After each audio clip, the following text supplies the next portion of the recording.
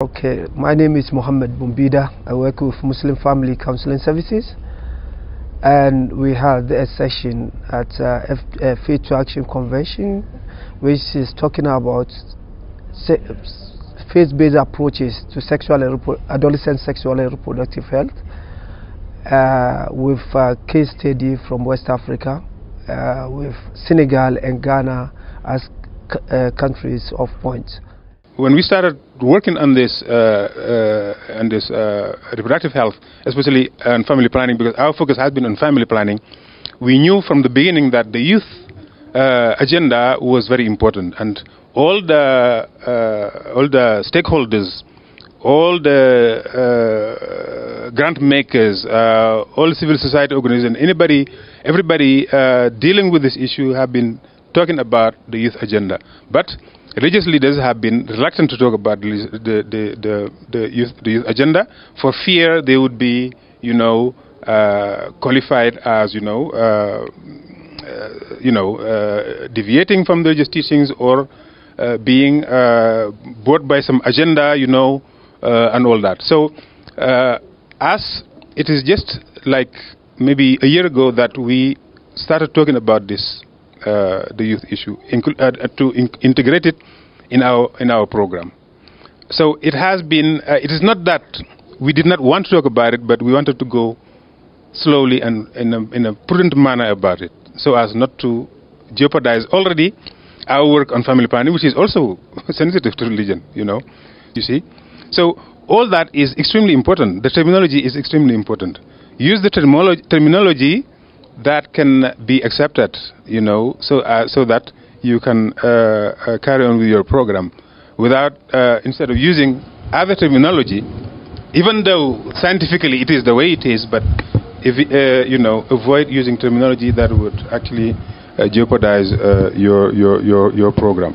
To maximize or to really get benefit from the role and the position of religion, it is only by opening a debate with religious people about this subject that we can achieve something. It is not about designing programs and then asking religious leaders to implement them. It doesn't work that way.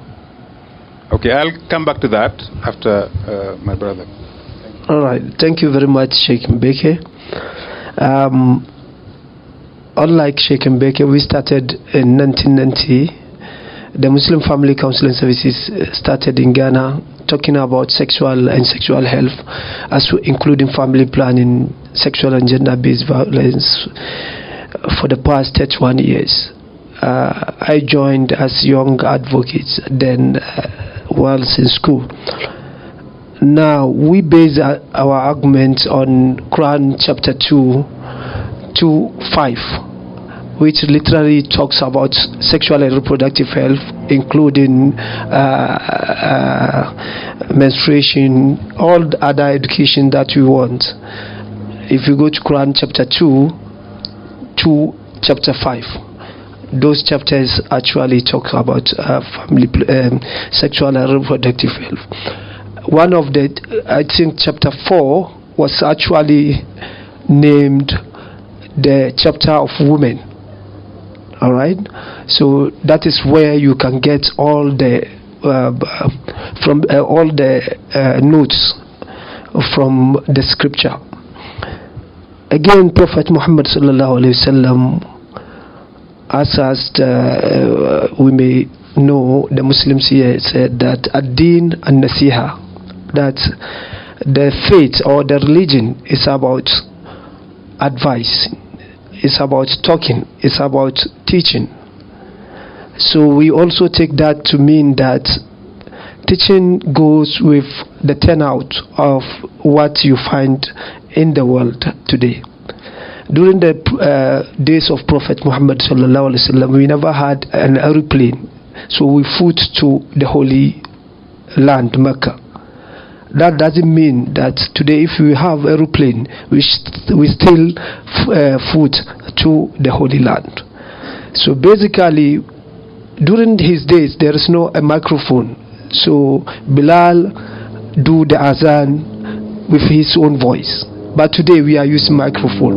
So that is how it should be. It shouldn't deter us from our religion, but also we should go with the changes we find ourselves as Muslims, going by the Holy Quran. Those days we can never read Holy Quran on our phones. Today I carry my Holy Quran, all the teachings of Islam, including our hadith, on my phone, on my tablet.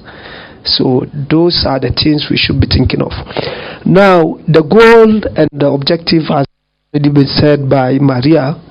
Because of time, we don't want to go over again, but the whole idea is to know what is happening in Senegal and Ghana regarding faith-based organizations' intervention in addressing sexual and reproductive rights of adolescents. So Sheikh will go ahead with the contest, and then the situation in Senegal. Then I will come with the situation in Ghana. Yes. Our main instrument, our main tool, first of all, is religious discourse, religious education. We have to go back. We need to go back to basic religious education. You know, that is comprehensive of all this, of educating the child. You know, inculcating values of morality to the child. You know, when it comes to sex, the religion talks about abstinence. You know, wait until you get married. It is very difficult for religious people to talk about reproductive health outside marriage. You know, we all know that. Yet we are trying our best to deal with these issues, including youth sexuality. You know, because it is dramatic, because it affects young people, because young people are suffering, especially girls. In my organization, we are focusing a lot on the girls because of the vulnerability, because they are more exposed, they are more vulnerable. The violence strikes them more than it strikes girls, it strikes boys, etc., etc. So all that makes it, and the demographic weight I talked before. You know, 70% of the population of Africa being young people, it is a big problem, and hence also. You know, because I think it is intertwined with family planning, obviously. You know, most family planning people are saying that family planning should be focused mainly on young people. And you talk of even young married people. That will lead us to early marriage. It will come later. But just to stress again how important, how big the problem of the youth for Africa is. I think if you can move a bit to the next context, just to, yeah, the situation in Senegal directly. Okay, I think we have talked about the context. So, if we look at the figures in Senegal, 42% of Senegal population is under the age of 15. You know. So that just denotes how complex this problem is. Obviously, I think the figures are quite similar, especially in West Africa, Francophone at least, and in general, it is quite similar in the whole of Africa. You know, these figures you have here. Next. So here it talks again about the opportunities that obviously youth present, you know, because as I say, well, experts say that if we capture demographic dividend, then Africa's problems will be solved. This young population is an asset. It should be an asset rather than a problem. You know, as we are talking about the problems, but used properly, if we do our homework, it should be an asset for Africa. You know, that should boost the economy of Africa. If we harness the potential that this youth represent for us as labor, but for that to happen, they have to be in good health. They have to be educated. They have to be. Okay, that's where the real challenges are. So, like I said, I think in Ghana will be the same, but you will let us know. Right. In Ghana, according to our demographic and health survey 2014, which is the latest, adolescent population, you can see, is growing.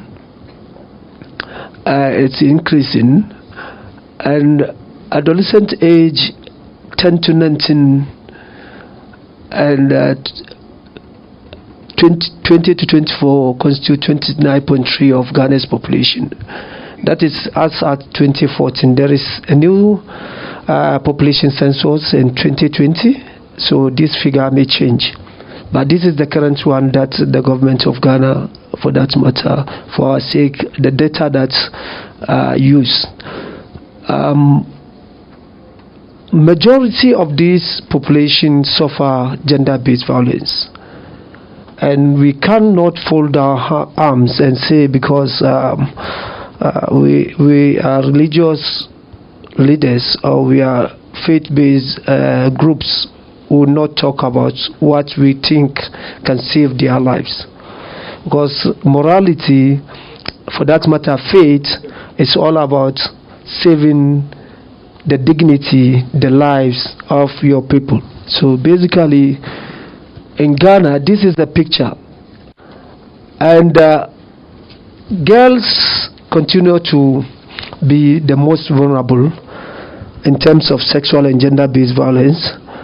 I hope many of you might know that the comprehensive sexuality education in Ghana has been very, very tough. And the reality is that there wasn't enough consultation with faith and traditional community. So there was a backlash for Ghanaian government. It's just something that faith and traditional communities saw there is the need, but let's engage so that Ghana being so religious, Ghana being so cultural with different cultural groupings, we need to dialogue before we roll out any sexuality education.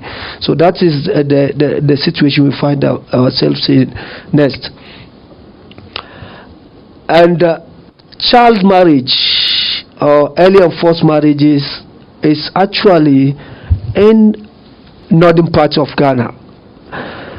Majority of it coming from 28% from the northern region, upper east region 28%, upper western region 23%, central region 22%, upper west region 22%, with eastern region 23%, with national prevalence of 19%. What it means is that these girls are forced into marriages not because they are Muslims or Christians, but because of their culture. And I keep on saying that culture has, if you like, a negative effect on faith. Because if northern Ghana, majority of them are Muslims, all right? If the prevalence of child marriage is there, the tendency or the mindset of everybody will be that it's a practice of Islam, which is not the case. It's pure culture thing. So as faith groups, I think we need to start thinking of how we can bring culture closer to us, so that how can we bring tradition closer to us, to marry the two, the faith aspect and the traditional, and see how together we can address issues around sexual and reproductive health. Other than that, we will continue and come back to square one, because the culture and tradition are very, very strong in Africa. That is a fact. In Ghana, that I know, if you joke with somebody's tradition, he won't call police, he won't do anything, but you will see what will happen. Do you understand my point? You will see it. In Africa, we know this. He will tell you, go home. You go and sleep. you know what will happen, because we have that belief. It's people's belief. So basically, I think it's hard time we look at these figures and be frightened as faith groups and try to think how together with faith and traditional community can come together to address. The faith groups can use the scriptures and the traditional community, which of course everybody in this world has a faith. Even if you say if you don't believe in any faith at all, it's your faith not to believe in any faith. Okay, so everybody have a faith, whether Islam, Christian, Buddhist, Nakshab, whatever. And if you decide, for me, I don't believe in any, that is your faith of not believing in any faith. So if we marry the two together, I think we can hit a milestone. Other than that, Faith to Action Network and its members have a long way to go, right? It's time we start thinking about, because I've been in the chain for a long time and I've realized that we do a lot, but you go back to do your checks and you see that whatever you've done, somebody else will come and overturn it using his tradition and traditional teachings to overturn it, which for us is not the way to go. Poverty is another issue. One key critical issue is that teenage pregnancy is very prevalent, especially in COVID. The lockdowns, one district in Upper East Region, Boku West District, recorded the highest in Ghana. Why? Because they were farmers. During the lockdown, there's nothing like going to farm. They were poor people. So the rich among them, the boys, saw the need to give some alms to the ladies, and even the ladies, because they are idle, they don't have anything to do. So sex with even your sister, brother, I mean, it's so dicey. If you go to that district, you cry, because the stories you hear is the fact that the pandemic has brought another killing, if you like, burden to that community. So basically, we have a task to do, and our task is actually to look at our scriptures, marry it with the reality, go down to the tradition, and see how best we can marry all these things together to address these issues. Thank you very much, Muhammad. I think now we can move to the strategies that we have used in our two organizations to get involved in this work. I think I can name three challenges to talk about this issue. The first challenge is a strong involvement of religious leaders and communities in the youth and adolescent reproductive health. There need to be a strong campaign. Well, I don't know. We need to urge religious leaders really to get involved. Not to just stay aside and leave it to governments or agencies. They have their word, because they are the most influential of all actors. It is a key issue to deal with. The second one is the use of they call it psychotropic substances, that is tobacco, alcohol, drugs, etc. Obviously, the use of these psychotropic substances is very large among these young people. The sexually transmitted diseases like HIV and so on. Then the fourth theme will be sexual education as such. As you said, it is largely dealt with in all our scriptures. The thing is, we don't go back to it. We need to go back to it and extract it and use it. Okay? Dialogue between parents and children. This is failure for everybody, I think. I think parents have abandoned their role. They have abandoned their children to the internet and to the phone, you know, and voila. So I think that dialogue between parents, now it's not only the religious, the religious leader plays both roles actually. He's a religious leader, but also a parent. But we are saying that parents should really play their role, you know, communicate with their children. Children now, I think you have to negotiate with them. You have to talk to them and negotiate, you know, a win-win situation. Because they rebel, you know, they don't follow instructions anymore. Even, you know, and you know, so the only way to me is establish dialogue and communication with the young people. Because information, they get information so fast. They are far ahead of us in terms of information. And obviously the problem they have is that it's too much information, and they don't know how to harness it and take the positive aspect of the information, but they rather just take the negative aspects of it. The next one will be the issue of early pregnancy, obviously, which is a big problem. Although you've said it, it is culture plays a big role here. You know, so most of the time, religion is accused, but most of the time it is culture that is the problem. You know, and I insist and I believe that religion can never be a problem, but can always be a solution. That's what I believe. Food and nutrition. Young people eat very badly because they eat the food they eat is not nutritious. It's not good for their health. So we need to go back to that. You know, and all this is religion. We are giving argumentation about all this from religious books and teachings. The importance of food and nutrition. Okay, the food you eat, how important it is for your health and for other things. The violence against adolescents, young adults, because there's also that violence from parents, from at the school, you know, and in other areas of life, whereby young children are being subject to extreme violence. You know, that is also very important. There, religious intervenes to talk about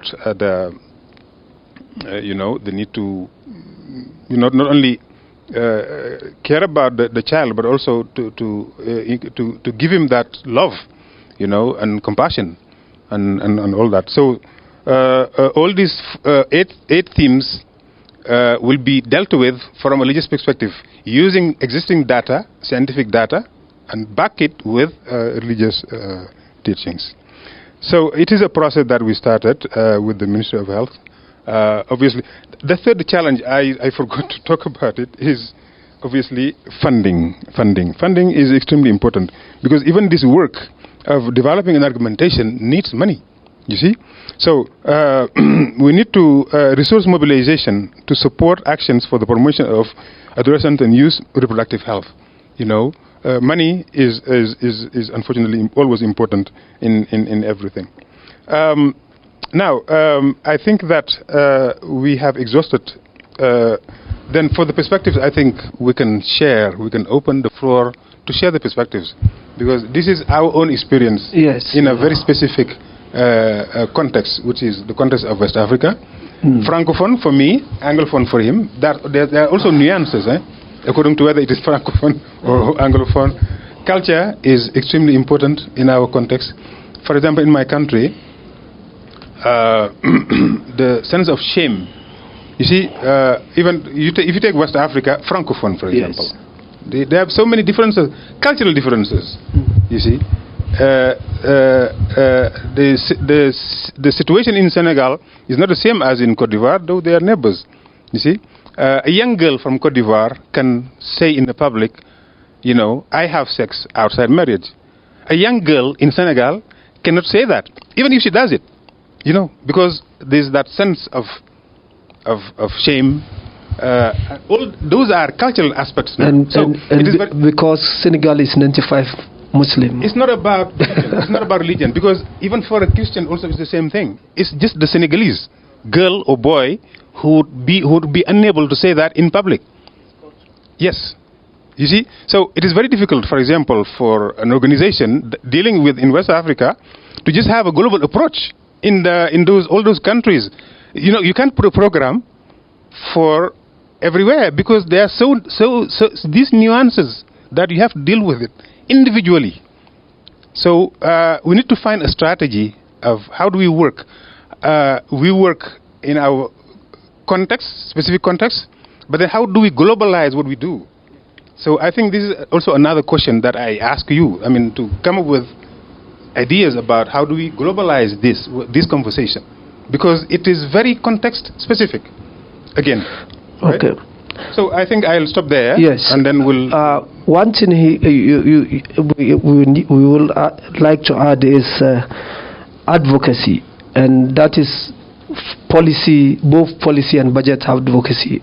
Is one thing as faith-based organizations we do a lot.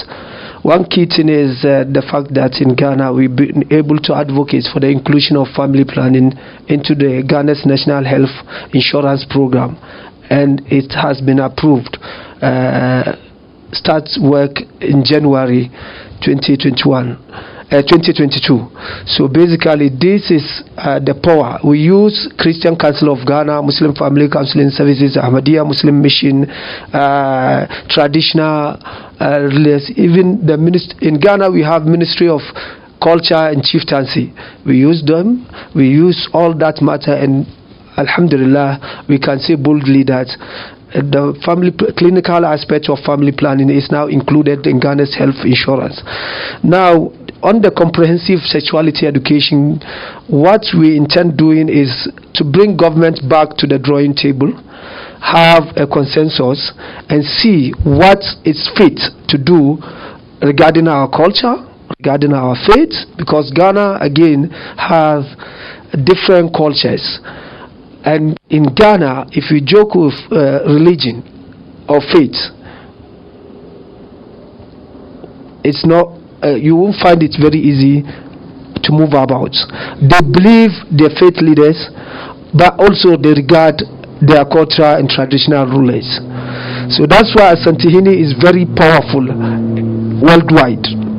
All right, because it's from Ghana. How they take him, that makes him popular and very powerful across the globe.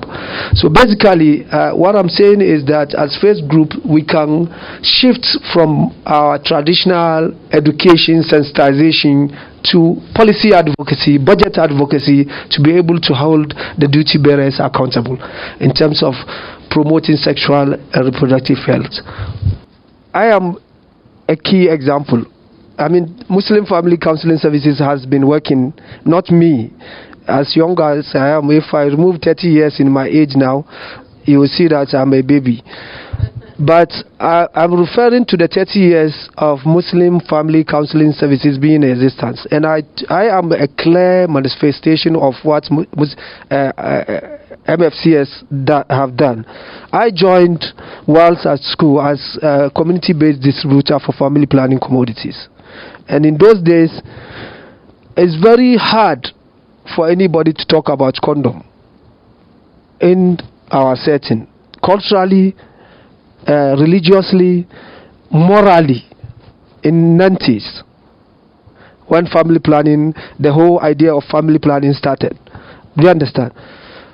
We were trained and we were selected through our faith leaders. Our faith leaders were trained as community champions. Then they selected us, all right, to be part of the process of getting family planning accepted by faith groups. And we started, and in the community, when you are passing, people will be calling you names. Hey, condom, how are you? Where are you going, condom? Just to put you down. But we sailed through. And I said I am the clear example of 30 years of Muslim Family Counseling Services because I developed passion from there. And that passion keeps on pushing me to do a lot in the area of sexual and reproductive health, as well as family planning.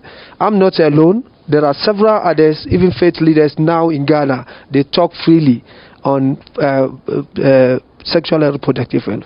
There are several other youth in schools. We've done a lot in schools with the assistance of World Education, an organization from America which supported our cause. We've done a lot with UNFPA support, and we have the data to show. And I think during the days of initiation of Faith to Action, I shared a lot of this data before formation of Faith to Action in 2011 in Nairobi.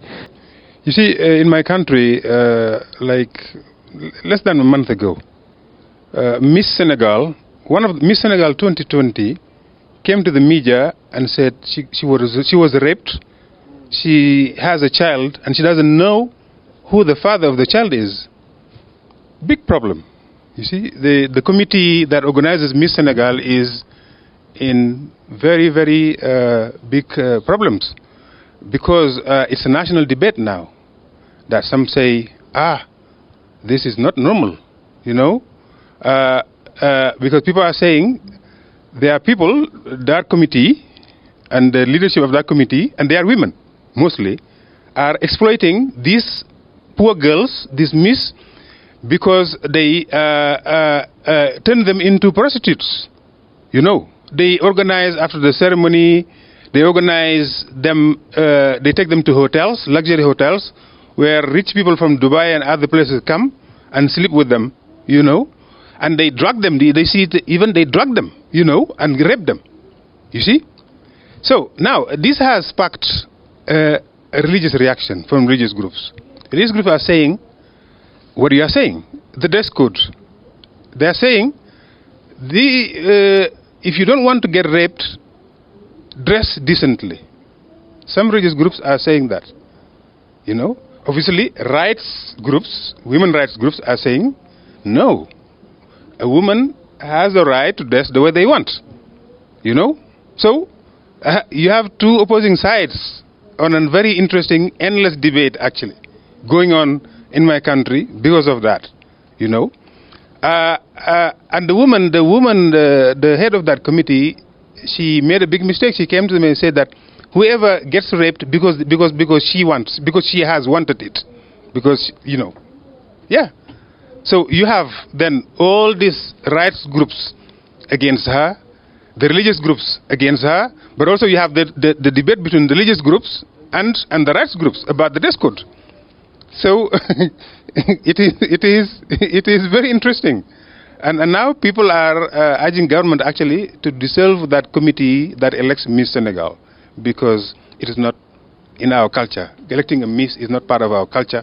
We should get rid of it because it bringing us problems, this, that, and the other. So you see, there are many examples of that thing, and this is you know. Enriching our debate, obviously, when you talk of rights, you know, and religion in specific defined contexts, you know, and so on and so forth. So my question is, have you been able to flag out verses in the Quran that somehow support or perpetuate sexual violence? And if you have been able to support them, how do you counter-react to that? Or what do you do about that? Because I'm saying this because even in the Bible, we do have verses that look like they are supporting gender violence or sexual harassment, but there is a way that we go about that in clarifying. So do we have such Quran verses, and how do you deal with them? Thank you. Again, Islam generally doesn't support violence. That's why it's called Islam, peace. But again, you and I know that if you have members in your faith group doing something, obviously it will be attributed to you. I think obviously this is not a theological debate. We're not talking about, it's not about theology here. But yes, I mean, in Islam, what do you say? Passages that can be interpreted as violent, and I insist on the way interpreted, on the word interpreted, because it's a matter of interpretation. You know, this is the way I understand Quran anyway. So interpretation is not only that, but many passages can be interpreted differently to lead to confusion, or that seems is violent, what. But it's not. I think the essence of religion is to do good. That is the essence of religion, right? And religion, to me, religion is there to reform, not to punish. That's the primary, I think, of religion. So the rest, much is a matter of interpretation of the religious text. Some interpreted it or use it for their own interests. Others to put a face to what they're convinced about. Okay, thank you. The convention has been very great. I've learned a lot, especially in the area of sexual and reproductive health, where I've been seated. For example, there was a caravan in DRC, and I've learned a lot from that presentation, because I learned that in Kivu, it's almost a taboo to talk about these sexual issues. But by coming together as religious bodies, including faiths, traditional actors, they were able to hit a milestone. So one thing I clearly understand is that we need to be thinking as faith actors to involve traditional community in our activities, because they also have a base. Even though all of them belongs to the faith, but they also have a base that can resist and that can affect our activities. So this is what I learned.